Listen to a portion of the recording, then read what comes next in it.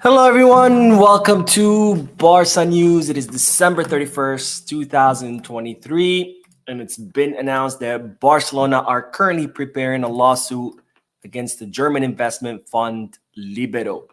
Also, John Laporta has revealed his three wishes for 2024 in the most recent press conference that he just gave. And finally, there's been one more name added to the list of possible signings in the midfield for summer 2024. We have a lot to discuss, so let's begin.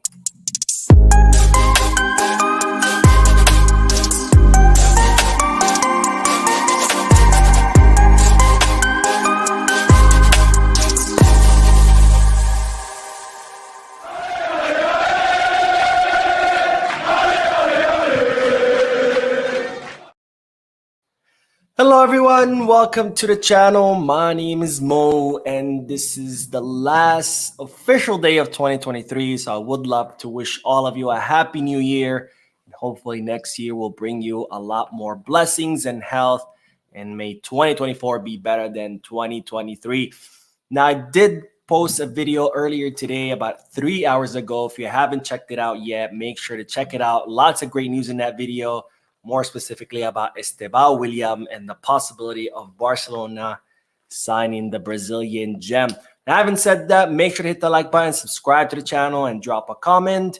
And let's dive right into the news, because it's been revealed that Barcelona are currently preparing a lawsuit against the German investment fund Libero. Now, as I've talked about many times before in my previous videos, Barcelona agreed to sell 49% of Barca Studios, or it's now it's known as Barca Vision, to Orpheus Media and Socios.com. Of course, both companies only paid a portion of what they were supposed to do. So Barcelona ended up selling the remainder of that 49% of Barca Vision to the German investment fund Libero and to NIPA, where NIPA paid their share, which was 20 million euros.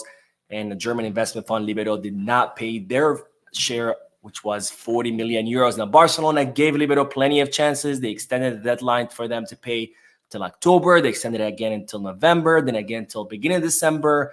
Now the deadline is today, December 31st. As far as I know, Barcelona have not received the 40 million euros from Libero. Of course, it's already January 1st in Spain. So therefore, Barcelona will be proceeding forward with a lawsuit again against Libero for not paying the 40 million euros. Now, this puts Barcelona in a pretty bad situation because, as I've explained before, Barcelona presented the viability plan to La Liga, where they agreed to follow certain steps of a plan where they would cut expenditures all across the board. They would increase their revenues. And in order to meet that viability plan, they needed to get that 40 million euros from Libero, which they didn't. That put them in a very bad position in the summer, where Barcelona had to do all kinds of miracles and all kinds of jumping through hoops to register the players they had signed. In fact, John Laporta had to put his money from his own pocket to register the players. It's now putting Barcelona in another yet bad position for the winter transfer market, where Barcelona are trying to sign a midfielder on loan. Of course, without the 40 million euros, that makes it that much more difficult. And finally, it puts them in a bad position because if they don't meet that viability plan, they could get in trouble with La Liga. So Barcelona have said enough is enough. They've given Libero plenty of chances to pay the 40 million euros.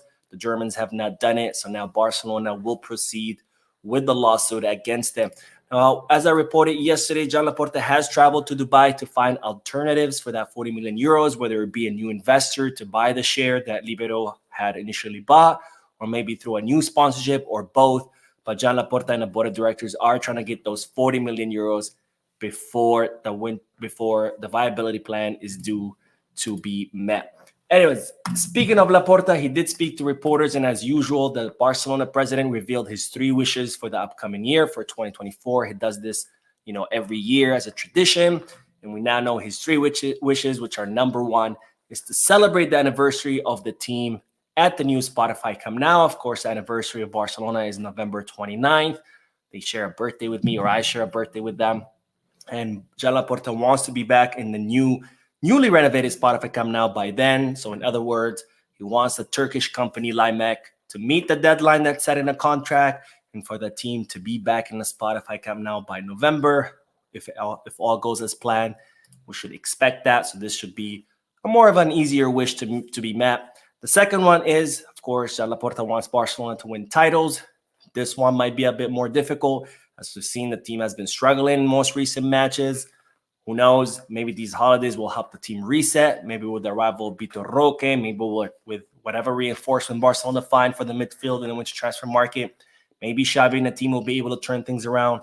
We'll have to wait and see. But Laporta's second wish is for Barcelona to win titles. And finally, is for Barcelona to meet the budget. Now, Barcelona have budgeted an income of 860 million euros, leaving 11 million euros of profit. Laporta wants to meet this budget by the end of the year. Of course, Barcelona are not going to be able to use any more economic levers because La Liga have said no more. And of course, Barcelona have to do this while still trying to reinforce the team, while still trying to make signings. So we'll see how it goes. But Laporta has said that he will prioritize, of course, the first team itself because that's the team that feeds the rest of the club. So we might expect budget cuts for other teams such as basketball, hockey, etc. That's not planned for now, but if need be, then Laporta will do it. And of course, Laporta has also said that if he needs to take any unpopular decisions to meet the budget, he will do it. So that includes maybe selling a player that some people don't want to see sold. Talked about this earlier today. Unfortunately, these things have to be made in order to salvage the club. Barcelona got rid of their best player in the history, Lionel Messi, so the institution can survive. So don't be surprised if Barcelona end up selling another player, someone perhaps like Christensen. I know a lot of people don't want to see Andreas Christensen leave, but unfortunately, this is the financial reality of the club. Now let's talk more specifically about players because Marcos Alonso will undergo a back surgery and he will be out for 2 months. Marcos Alonso got injured several weeks ago. He got a back injury. He was undergoing treatment. It looks like treatment has not helped him at all. So Marcos Alonso, alongside the doctors of the club, have decided that he will undergo surgery and we won't see Marcos Alonso back for another 2 months, meaning he will miss approximately 8 Barcelona matches, if I'm not mistaken. 6 in La Liga, one Copa del Rey, and of course the Spanish Super Cup as well. Now, speaking of injuries, of course, Pedri is still injured. We know that he will be out until the end of January, that he will miss the Spanish Super Cup, but now they're starting to estimate that he might be ready by the Spanish Super Cup. It's expected that Pedri will travel with the team to Saudi Arabia for that first leg of the Spanish Super Cup against Osasuna. However, Barcelona don't want to take any risks, so even though the player will travel with the team, will train with the team in Saudi, it's not likely that he'll participate in the Spanish Super Cup unless all the physical exams come back positive, that he's good to go, then maybe they'll play him. But for now, it's not expected that he will play despite traveling with the team to Saudi because, again, Barcelona don't want to take any risks given the long history of injuries that the player currently has. Now, speaking of the Spanish Super Cup, Barcelona do have a very hectic calendar coming up as soon as January's here, which is today, of course. And I'll make this bigger, but this is the current schedule of the team. Of course, January 4th, first match back, it will be against Las Palmas, away match where Vitor Roque will travel with the team, but it's not expected that he will play.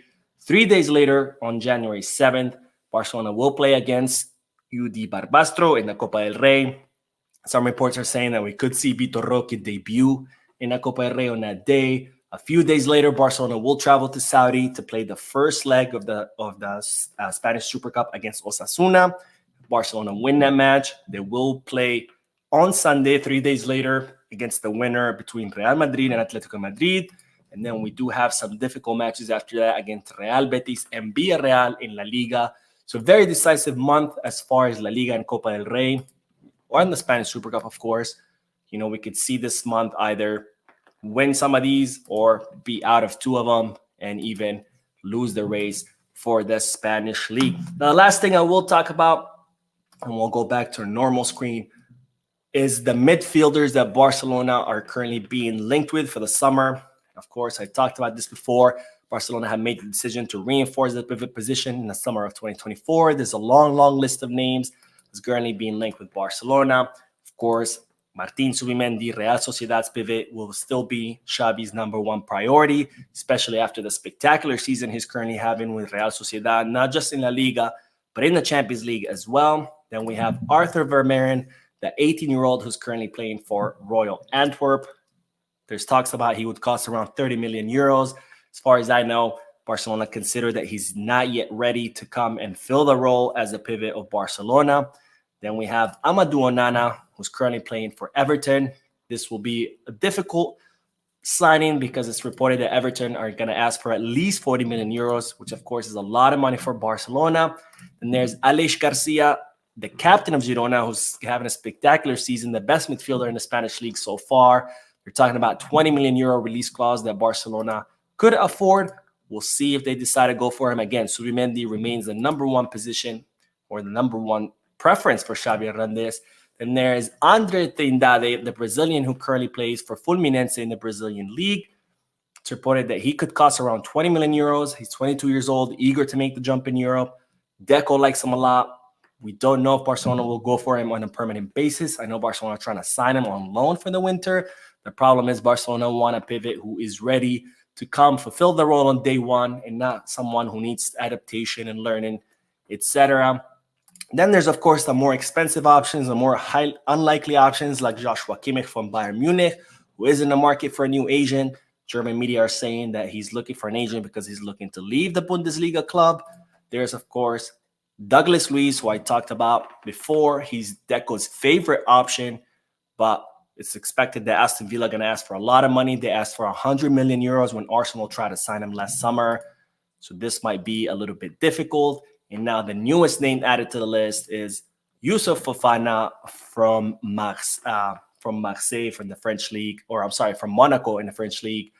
So we'll see which one Barcelona end up going for. I do like to hear from you. Who do you think Barcelona should sign out of these players? Is there someone else you would prefer? Let me know down below in the comment section. Anyways, that is it for today. That is all the news. Again, I would like to wish all of you Happy New Year. If you haven't checked out the video from earlier today, make sure you do. Lots of great news in that one.